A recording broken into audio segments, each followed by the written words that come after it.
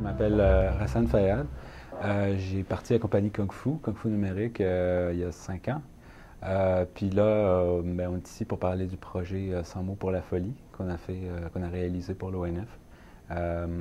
Donc en fait, il y a quelques mois, Hugues Sweeney du programme interactif à l'ONF m'a approché pour me dire écoute, on voudrait quand même faire des projets où on va explorer des nouvelles choses, un peu comme l'époque expérimentale de l'ONF. Mais là, on se plonge dans l'interactif, puis le concept, c'est de faire un vidéoclip interactif. Puis je pense qu'on peut embarquer Malajube là-dessus, qui est le band en ce moment, puis on va inventer quelque chose qui n'existe pas. On avait déjà comme, il y avait Arcade Fire qui avait fait quelque chose, mais on voudrait quand même pousser ça dans une nouvelle direction, essayer de voir qu'est-ce qu'on peut faire avec des mots.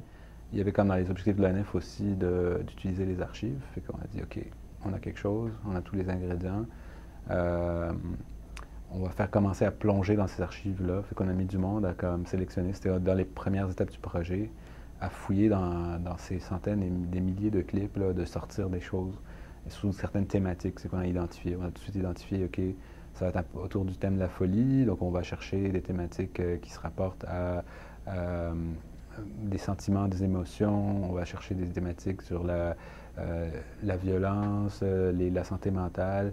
Puis parce que c'est Malajube aussi, tout ce qui est des thématiques reliées à Montréal, le Québec. Et je pense, c'est que l'interactif, c'est par définition non linéaire, c'est exploratoire, puis le projet se voulait exploratoire, mais en même temps, c'est un vidéoclip, donc c'est sur une musique qui dure 5 minutes 30, c'est linéaire, il y a un début, une fin, une progression, il y a des moods dans cette musique-là.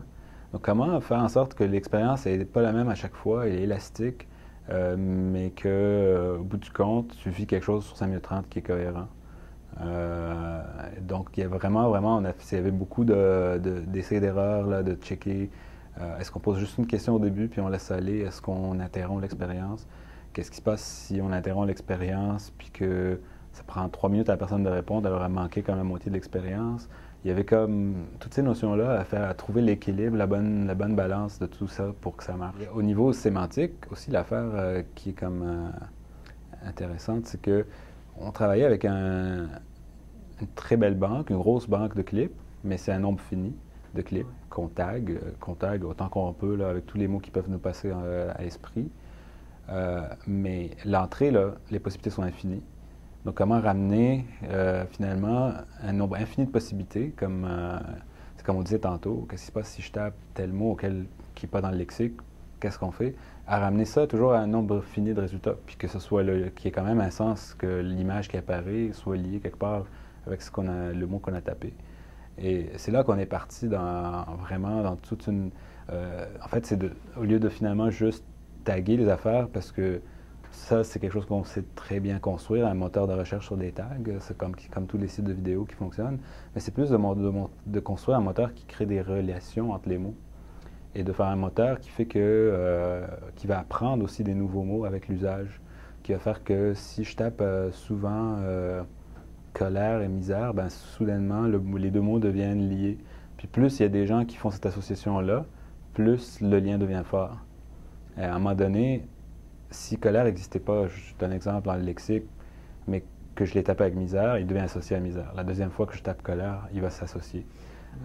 Donc c'est comme une espèce de moteur qui évolue, qui apprend, qui grossit exponentiellement.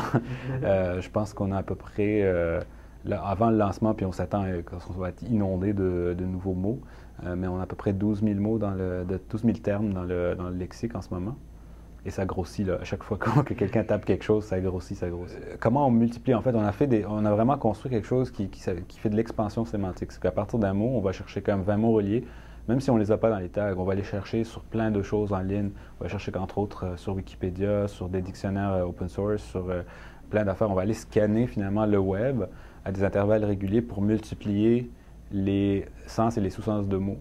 Mais ça grossit tellement vite, cette affaire-là, puis ça fait que j'ai peut-être été chercher le mot espoir, mais espoir avec S, non, je ne l'ai pas. Ou espérance, je ne l'ai peut-être pas. Fait qu'il fallait il y a tout le temps comme des associations à créer. Et en même temps, faire ça de la façon la plus automatique possible pour que ça ne devienne pas non plus un cauchemar que de manuellement aller classer des milliers et des milliers de mots. C'était pas réaliste non plus. Ben, il triple, là, il triple. En fait, ça s'est vraiment fait surtout par échange de courriel. Fait que j'ai hâte, comme en fait, au lancement, là, qu'on se croise puis qu'on jase. Parce qu'après aussi, ils ont un calendrier tellement serré. Ils sont à Vancouver en ce moment aux Olympiques. Donc, on s'est vraiment juste lâché des courriels. On ne s'est pas revu depuis quelques semaines. Et c'est vraiment dans les dernières semaines que ça commençait vraiment à prendre forme. Mais ouais, le feedback qu'on a eu, très cool, mais on n'a pas pu vraiment jaser ou avoir du jus. Là. Ce qui serait intéressant dans quelques mois, c'est de mettre tout ce data-là dans un gros moulin, là, puis de pouvoir sortir quelque chose, pouvoir sortir l'émotion qui s'en dégage, combien de mots on a ramassé, est-ce que nous, on est parti avec un lexique de tel type, est-ce que ça a évolué vers un lexique d'un autre genre?